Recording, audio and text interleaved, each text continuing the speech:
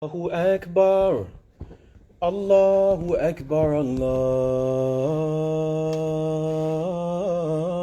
Akbar. Ashhadu an la ilaha illallah. Ashhadu an la ilaha illallah. Ashhadu anna Muhammadan Rasulullah. أشهد أن محمدا رسول الله. حي على الصلاة، حي على الصلاة، حي على الفلاح، حي على الفلاح. الله أكبر، الله أكبر. لا إله إلا الله.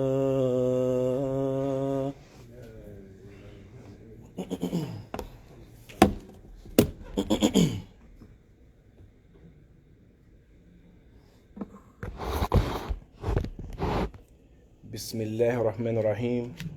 The name of Allah, the merciful benefactor, the merciful redeemer.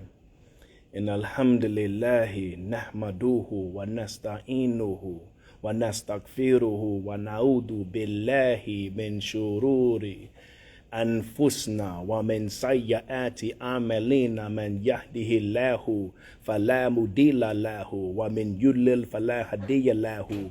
Wa ashhadu alla ilaha illallahu wahdahu la sharika lahu wa anna Muhammadan abduhu wa rasuluhu. Unquestionably, the perfect praise belongs to Allah. We praise Him. We seek His aid. We seek His forgiveness. We seek refuge with Allah from the evil of our own souls and our own bad deeds. Whosoever Allah guides will never be led astray, and whosoever Allah leaves astray, no one can guide. I openly bear witness that there is no God, no deity, nothing worthy of worship except Allah, the one, having no partners. And I bear witness that Muhammad sallallahu alaihi wasallam is his servant and his messenger. Rabbi shrah li sadri wa yassir li amri wahlatu uqdatam min lisani yafqahu qawli. O my Lord, expand my chest for me. Make my task easy for me. Remove the impediment from my tongue so they may understand what I say. Allah tells us in the Quran, or warns us in the Quran, Ya ayyuhan nasu taqu rabbakum alladhi khalaqakum min nafsi. Well, I'm sorry. He says, Ya ayyuhal ladhina aminu taqullaha tuqatihi wa la tamutunna illa wa antum muslimun. O you who believe, regard your duty to Allah in truth as it should be regarded, and do not die except as a Muslim. I was initially reciting the first ayahs of Surah Nisa, the fourth ayah of the Quran. They begin similarly. So Allah says, don't die except that you are Muslim. We thank Allah for this day of Jummah. We thank Allah for waking us for the best day of the week. We thank Allah for another opportunity, another breath, to share our gratitude to Him for making us Muslim. It is indeed a mercy and a blessing from Allah al-Warith, the heir, the inheritor of all. Allah subhanahu wa ta'ala says in the Quran, and indeed it is we who give life and cause death, and we are the inheritor. So Allah is the one who remains after all has passed. He is everlasting, and to whom all possessions will be returned. We pray and we strive so that perhaps others are guided to this mercy and this blessing called Al-Islam. We'll direct the brothers to sit over here if it continues to get over flooded. If not, we'll bring some chairs in, inshallah. Alhamdulillah, to see so many brothers here. So brothers and sisters, we love the prophets and messenger of Allah, We love the humanity. I personally love the humanity of the prophets. I love putting my feet into their shoes and how they felt. It helps us draw closer to them. I feel a certain kinship, a kindred spirit with Ibrahim, alayhi salam. If ever I was to change my name again, it would be to Ibrahim. I can identify with his character. He's combative. He was someone who liked to debate. He confronted the king. He confronted his father. He confronted his people in spite of the consequences. His father told him, "You might want to stop telling me about this truth of yours, otherwise I'll stone you to death." His people tried to set him on fire just because he told them the truth about themselves and about their beliefs. But also, Allah Azza wa Jal tells us about the curiosity of Ibrahim, alayhi salam. Ibrahim, Khalilullah, the intimate friend of Allah. He knows and understands his mission to teach Islam to his people. But he also understands that every prophet coming after him will do the same thing and teach the same thing. That is, Allah is one, and that we will be brought back to our Lord to account for our actions. But Allah also mentions a story about Ibrahim in one ayah of the Quran. One ayah only, one verse only, and only as Allah Azza wa Jal can.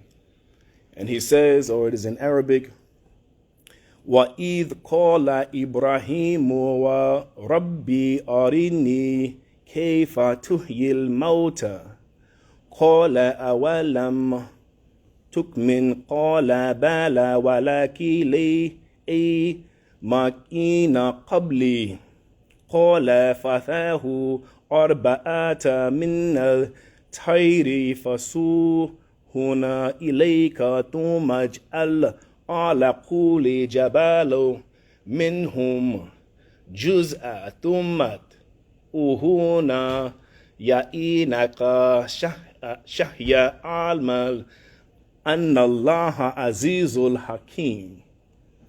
It is translated, and remember when Abraham said, "My Lord, show me how you give life to the dead."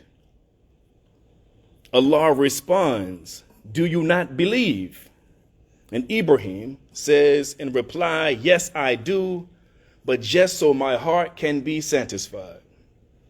Allah says to him, "Then bring 4 birds and train them to come to you. Then cut them into pieces and scatter their pieces on different hilltops. Then call them back and they will fly to you in haste. And you will know that Allah is almighty and all wise." And that's it. That's the entire story in one ayah. Allah Azza wa Jal uses such brevity and concise words to convey his message.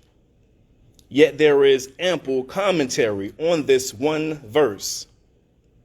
This is not disbelief on Ibrahim's part, but curiosity of how things work, how Allah brings life back from the dead.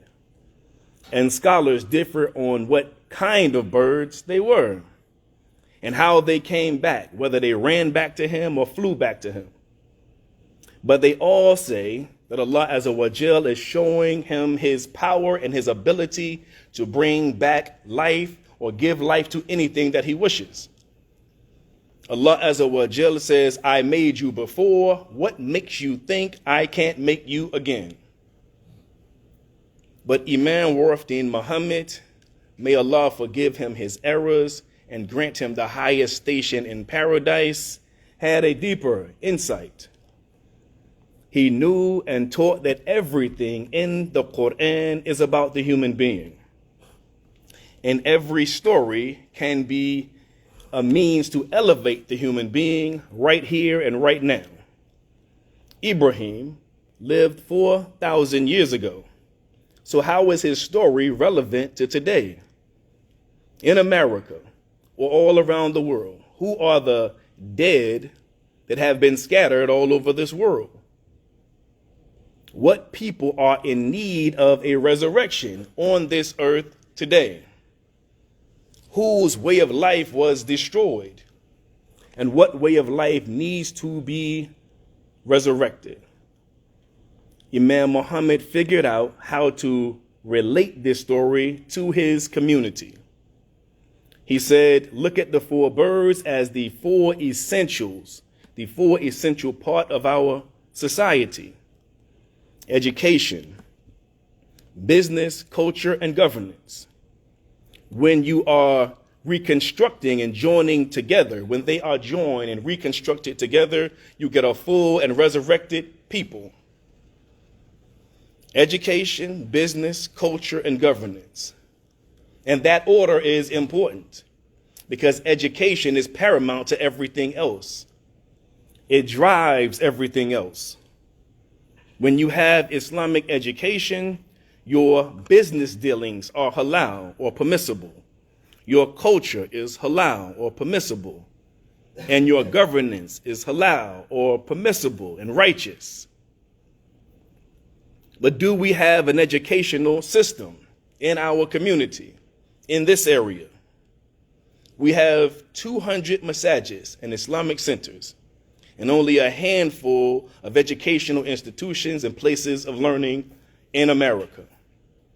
One of them I graduated from the Islamic Leadership Training and Development Program. Only 10 people out of 200 masajids finished this training. So we have work to do. We have learning to do.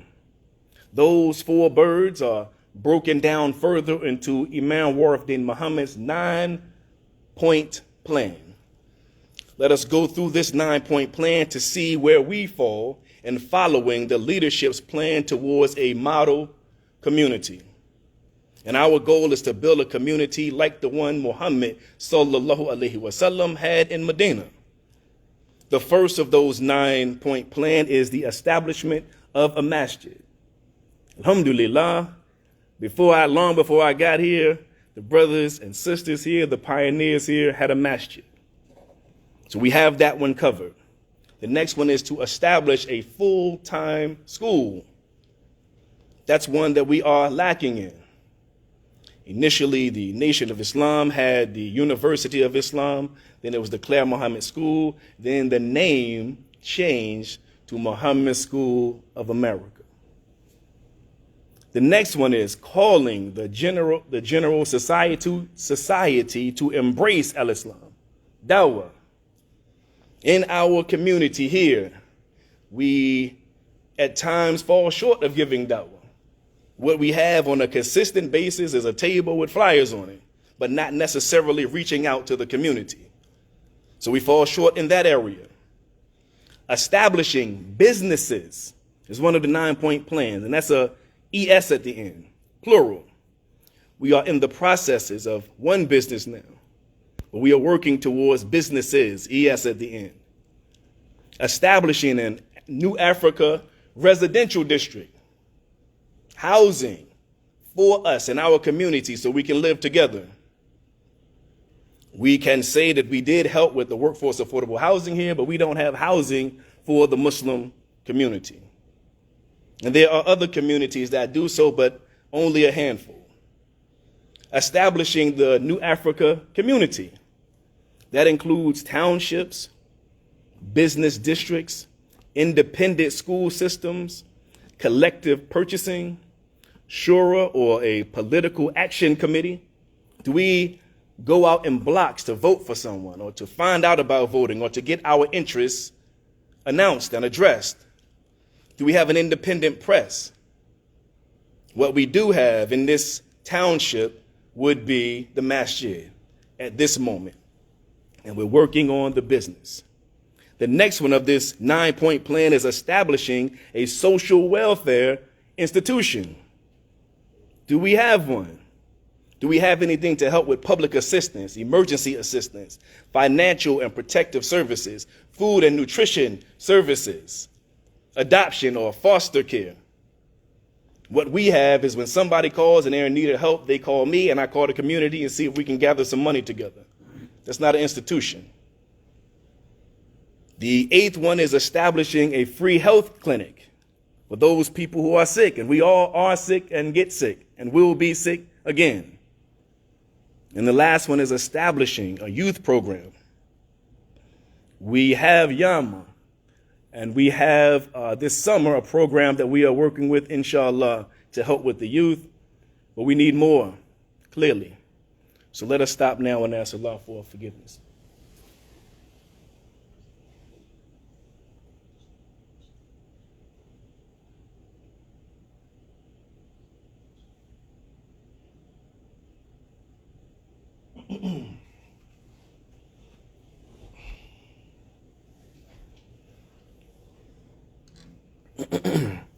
Alhamdulillah Rabbil Alameen wa salatu wa salamu ala Sayyidina Muhammad wa ala alihi wa sahbihi wa man wala ajma'in.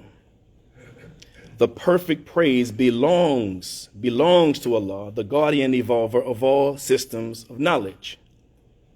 May Allah's blessings and peace be bestowed upon our noble leader Muhammad sallallahu alaihi wasallam, upon his family, upon his companions, upon his followers, all of us, all together, all over this world. With this 9-point plan, I assess to myself, why haven't we established this 9-point plan or this 4 birds? And I assess that we are stuck in our ways. They say an old dog can't be taught new tricks, but that's only if the old dog doesn't want to learn new tricks. My father was a part of this community. In 1975, he changed to Al-Islam from the Nation of Islam. My brother's middle name is Novell. He was the person that introduced my father to the Nation of Islam. By 1976, my father had accepted Al-Islam and my name was Ishmael. But I recall him as an avid reader.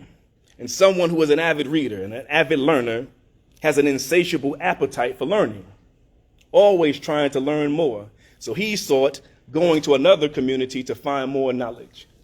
And his best friend, Kushmil, used to argue with him every day about this. I would hear them arguing and fussing, and then they would call each other back and apologize for the words that they had said. And I told Imam Farid, may Allah forgive him his errors and grant him paradise, the highest station in paradise, that my father thought that he had held the community back from learning. But I remember sitting on his porch, talking to him about this. The first thing I did was thank him for giving me a card when my father returned to Allah from this community, embracing us in. We have different views, but we are all believers. I said that was something that was heartfelt and something that always resonated in my soul. But the other thing is I found out that my father was wrong. It wasn't that he wasn't trying to teach, but some of the community wasn't ready to learn, that they were holding themselves back. And let me ask you, what's the most distinctive part of Al-Islam?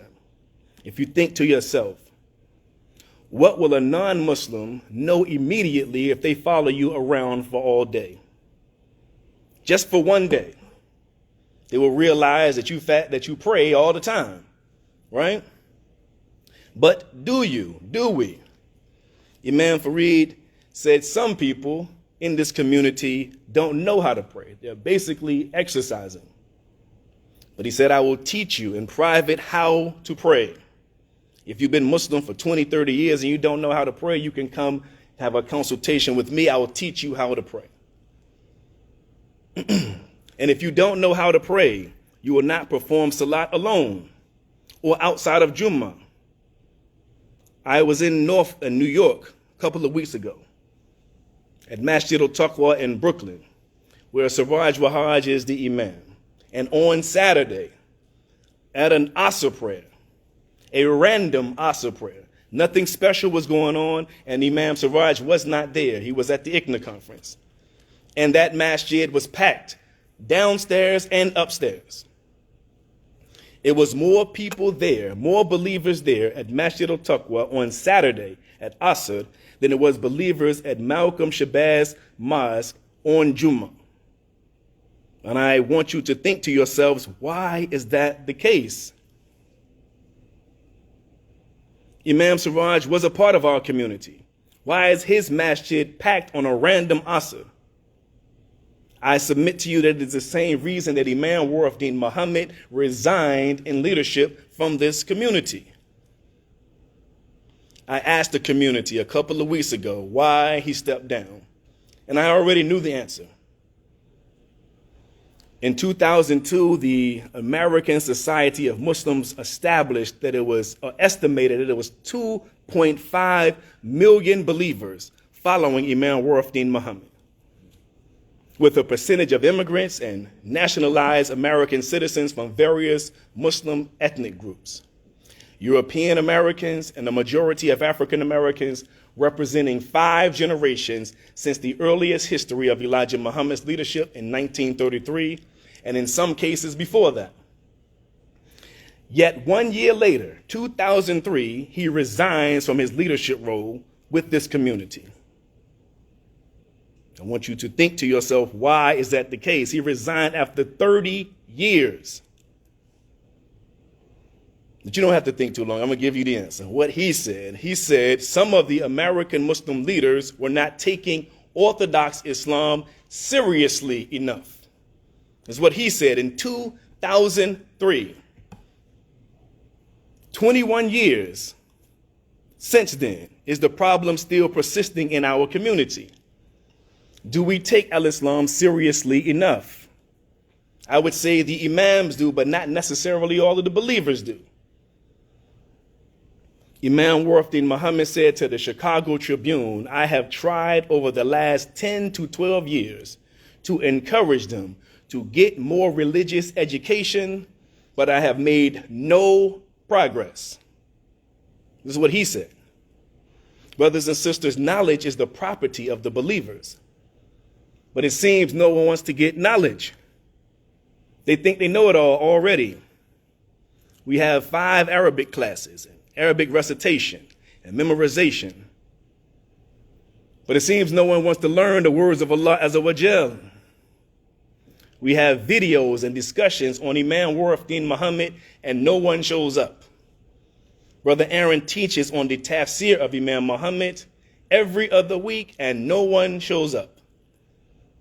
We had a great impromptu halaqah last Sunday when he was here, but it was only 4 people. Yet the believers are supposedly worried about the legacy of this masjid. Why would anyone new come to a masjid when the regular believers don't come to the masjid? Imam Warafuddin Muhammad said the American Society of Muslim Leaders do not support me. He said they fail to learn the tenets of the religion. I didn't say this. I'm quoting what he said. He stepped down because the leaders had a lack of knowledge of the religion and did not know and did not want to learn more. If the leaders don't want to learn more, think about the believers that they are teaching. This is why we are being outpaced and overlooked and ignored by Muslims and by non-Muslims. Imam Naji Ali, the son-in-law of Imam Warafuddin Muhammad, said the American Society of Muslims need to expand its mission to address the issues of blacks in America. He also said the resignation of Imam Muhammad should call to action young imams to spread his teachings to black youth. Young imams to spread his teaching to black youth. Our dawah is non-existent. Young imams are almost completely non-existent in our community. Imam Warafuddin Muhammad's frustration with the imams caused him to abandon his station in 2003. He said the imams who have abandoned his push to embrace the teachings of Sunni Islam. That's what he said. That was 30 years after he took over leadership in 1975. Imams were still resisting al-Islam. Think of that. It is outrageous. That is a preposterous proposition. There should never be imams that don't know the religion. That means the community that they are teaching also don't know the religion. Just saying Imam Warafuddin Muhammad said such and such is not learning the religion. It is hero worshiping, like we say Christians do. Imagine relying solely on the hadith to understand al-Islam. Or better yet, a better analogy is listening to only Abu Hanifa and his madhab, not the Quran, not the Sunnah, not the Sirah of the Prophet, to understand al-Islam. There are Muslims in our association who do not know the Quran or the Sunnah or the life of the Prophet. All they know or can rehash is some of the teachings of some of the sayings of Imam Warafuddin Muhammad. And that is why their dawah is non-existent or completely ineffective. Imagine going to a Christian or a non-Muslim, trying to convince them to be Muslim on the street. And you start with and end with, Imam Warafuddin Muhammad said this. And then they follow up and say, well, what did Allah say? Or what did Muhammad say? And they have no idea. Imam Warafuddin Muhammad gave us insight into how to make the Quran and Sunnah relevant to today. His teachings do not replace the Quran or the Sunnah. You have to read them and learn them and study them first, not last or not at all. He sent a delegation to Syria to learn Arabic, to learn the Quran, to learn Hadith, to learn the Sirah, the life of the Prophet. They came back as imams and leaders. Alhamdulillah. That is the standard. You have to have the basic knowledge of the deen, not just simply quote him.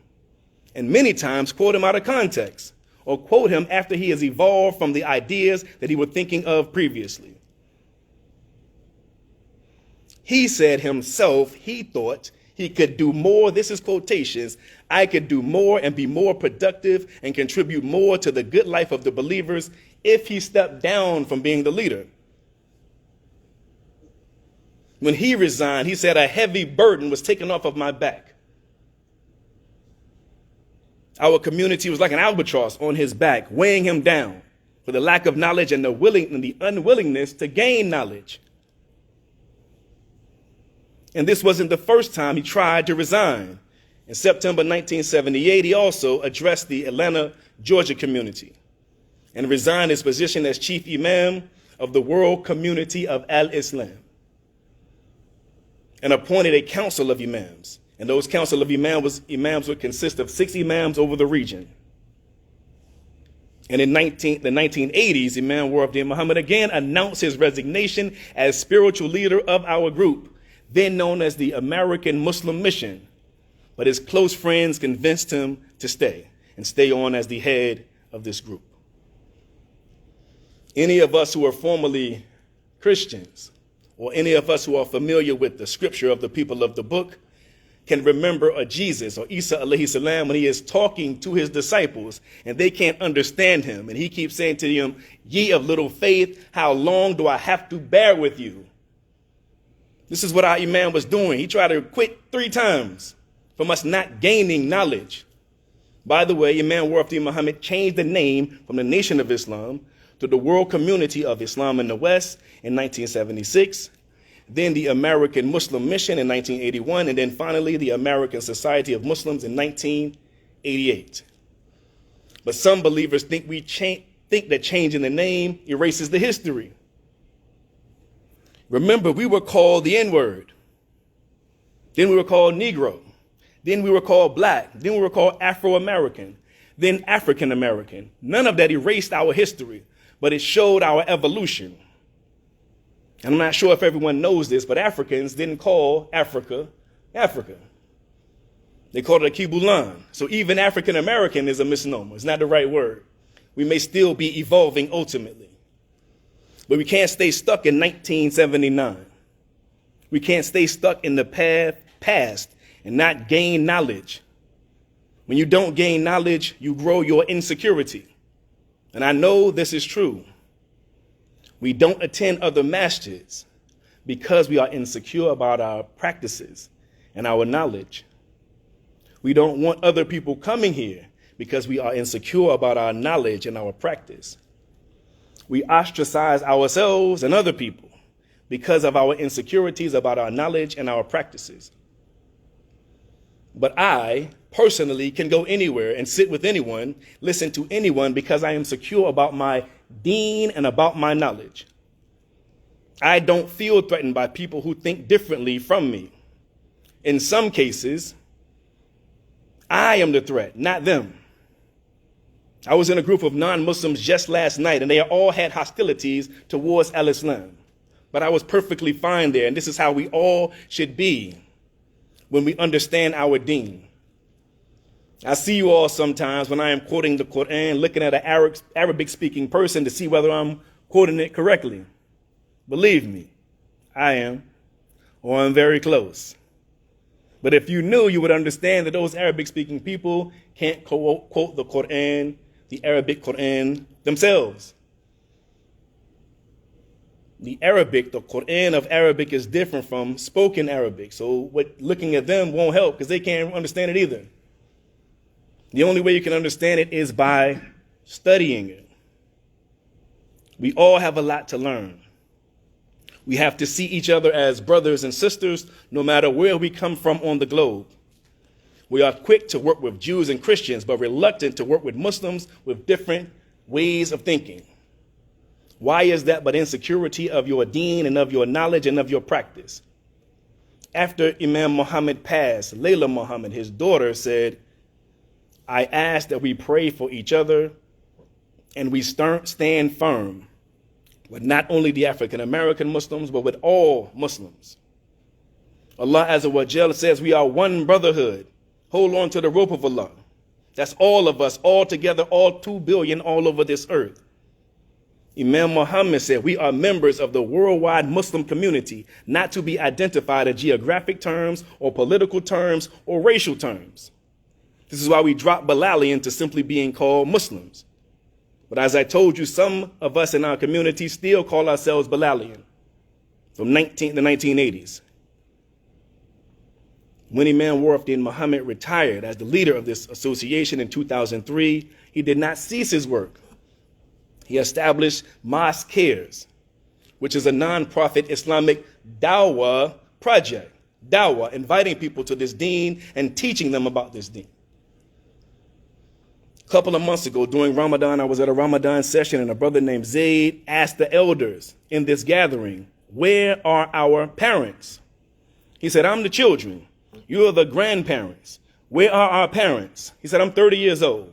You all are 60 and 70 and 80. Where are the 40 and 50-year-olds here? And that question hit home. That age group left the masjid, left the community. Many left al-Islam altogether. Some of them never joined in the first place. As soon as they turned 18, they were away from this community. Why aren't more of our children, more of our nieces and nephews, our spouses here Muslim and in this deen? Why aren't more of our friends in this deen? We have the answers that they are searching for. Why don't they know that? After 50 years, from 1975 until now, why is it only 1% of the African American is Muslim? We haven't made an impact. It was over 2 million of us in 2003 and 200 masjids right now. Why are black actors and entertainers and activists, when they become Muslim, go to the immigrant community instead of coming to our community? Why are we non-existent in our neighborhoods? Why are we non-existent in the prison system? There is Christians, there is Nation of Islam, and then there's Salafi. We are not in there at all. No one knows us, and we have 200 masjids under one leadership. Allah Azza wa Jalla says he will not change the condition of a people until they change what is in themselves. You can't say, or you shouldn't say, that you're a Muslim if you don't know the Quran, if you don't know the Hadith, if you don't know the life of the Prophet, or you're not aspiring to learn those things. Quoting a few phrases from Imam Muhammad is not enough. Reverence for Elijah Muhammad is not enough. You can't give dawah that way. You can't transfer your love and reverence for Imam Muhammad or for Elijah Muhammad to someone else. You have to teach them the deen, which means you have to learn the deen yourself, and then you teach it. Iqra means to read, to recite, or to proclaim. You read, you recite, and then you proclaim it to someone else. That's the order. Allah commands us to ask him to increase us in knowledge. That is with the prerequisite that we are seeking it. He answers our prayers if we make an effort to study and learn more than quote our favorite Imam on the Quran and Sunnah, but we make an effort to learn the Quran and Sunnah. The Sunnah for today and the next 8 days is to fast. So my mouth is very dry while I'm talking to you all right now. The Prophet Muhammad sallallahu alaihi wasallam fasted the first 9 days of Dhul Hijjah, which is the possessor of the Hajj, or the month of the Hajj, in which the Hajj is. Let us increase our knowledge, increase our good deeds in these days leading to Eid al-Adha, the festival of sacrifice. And let us always ask Allah to increase us in knowledge and increase us in the willingness to gain knowledge, the strength to always seek knowledge, to not settle for what we know now. We are supposed to seek knowledge until we die. This education never, ever, ever, ever stops. Let us always continue to improve. Allahu Akbar, Allahu Akbar, Allahu Akbar, Allahu Akbar.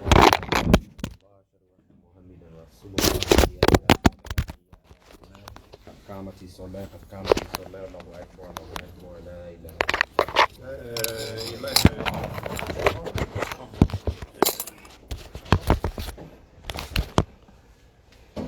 Make sure your lines are straight. Leave any spaces, please.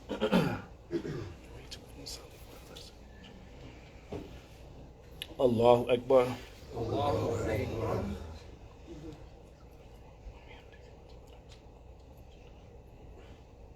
Bismillahir Rahmanir Rahim. Alhamdulillahi Rabbil Alamin. Ar-Rahmanir Rahim. Malik Yawmiddin. إياك نعبد وإياك نستعين اهدنا الصراط المستقيم صراط الذين أنعمت عليهم غير المغضوب عليهم ولا الضالين آمين. إذا جاء النصر الله والفتح وأرأيت الناس يدخلون في دين الله أفواجا فسبح بحمد ربك واستغفره إنه كان توابا. الله أكبر.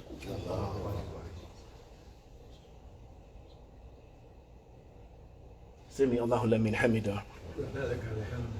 الله أكبر.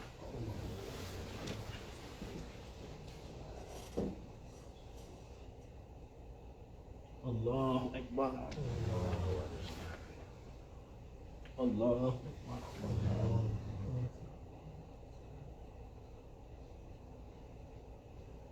الله أكبر. بسم الله الرحمن الرحيم. الحمد لله رب العالمين الرحمن الرحيم مالك يوم الدين إياك نعبد وإياك نستعين اهدنا صراط المستقيم صراط الذين أنعمت عليهم غير المغضوب عليهم ولا الضالين آمين. قل أعوذ برب الفلق من شر ما خلق ومن شر غاسق إذا وقب ومن شر النفاثات في العقد ومن شر حاسد إذا حسد. والله أكبر.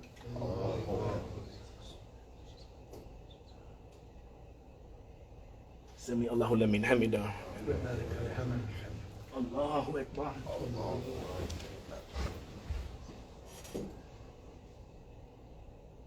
الله أكبر. الله أكبر.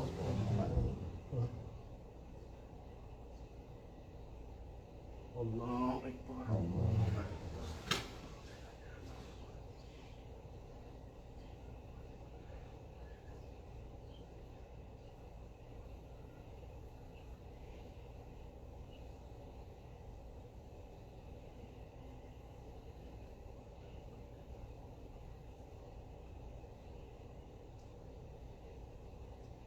Assalamu alaikum wa rahmatullah.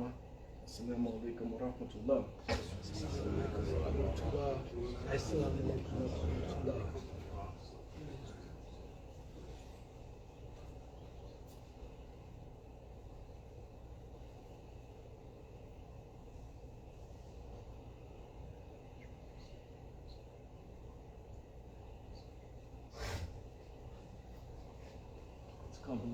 I worship.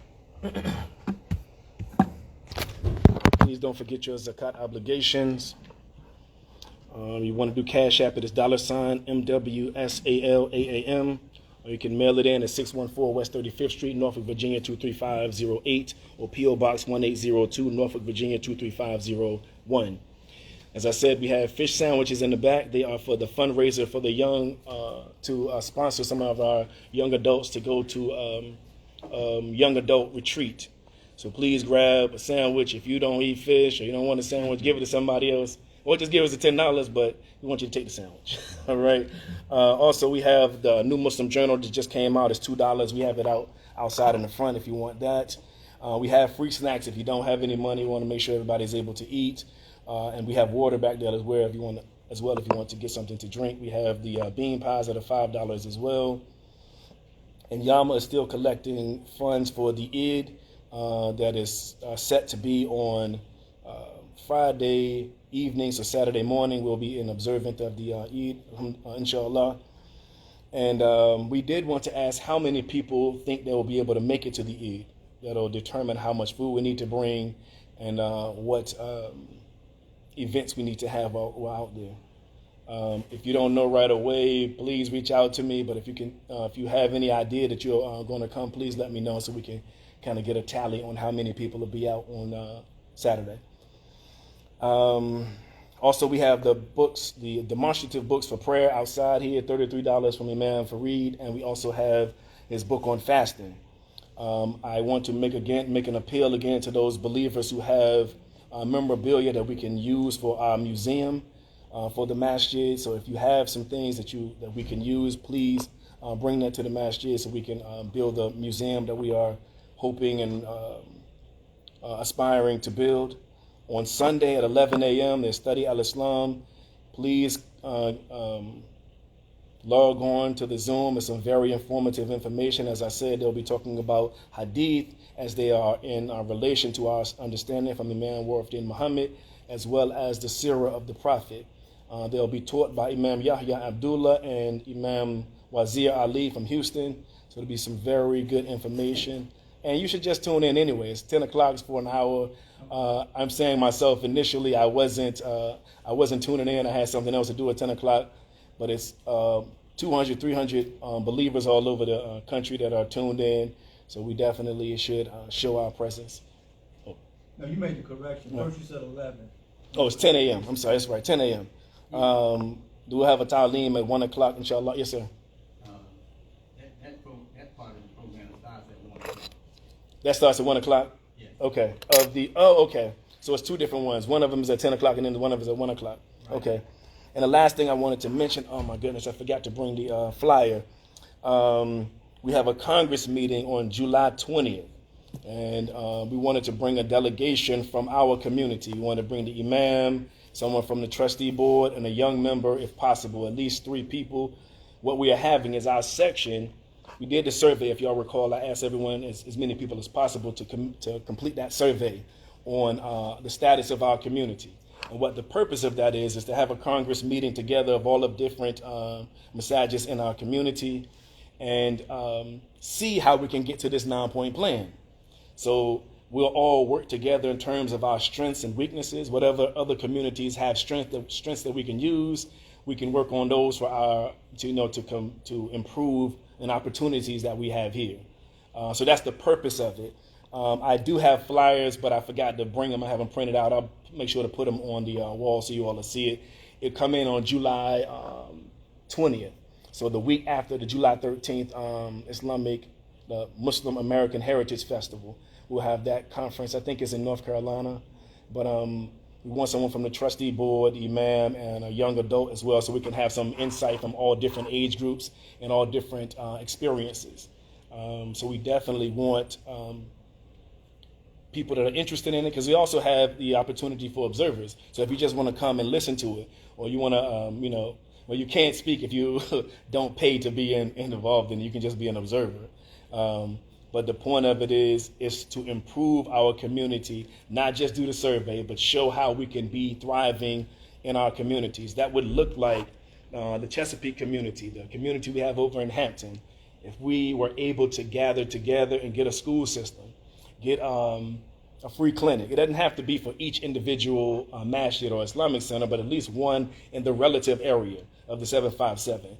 So all of those things, we want to be able to say that we have this. We can provide schooling. The first thing we need to do is probably get a weekend school, just a Saturday school, something to get started, and then work from there. But we have to have the ideas of doing something else. What more can we do? It's not just for us. It's for our children and our grandchildren, for the community at large. They don't want to go to the schools, but there's no other alternative aside from the African school across the street. And they're going to be doing a project over the summer as well to try to help those kids who are not learning or getting the experience they should get in public schools. We should definitely be one of those voids to fill it. I mean, who can get a better education in Islamic education? And people who are not even Muslims will feel secure in having us teaching their children, more so than the public schools who are teaching them all kinds of crazy things. My son is here today because yesterday the teachers was racing. I mean, I'm basically like, what's the purpose of him going today, right? But ultimately, we want to have a community, everything included, everything that you can think of. Housing in Atlanta, they have housing. They have businesses. They have everything that in that 9-point plan, they already have it. So we talk to those communities and find out how they got it and then work to get there. Now, that's how it works. So I'm going to give y'all another quick bar. Alhamdulillah. I appreciate y'all for listening. Assalamu alaikum.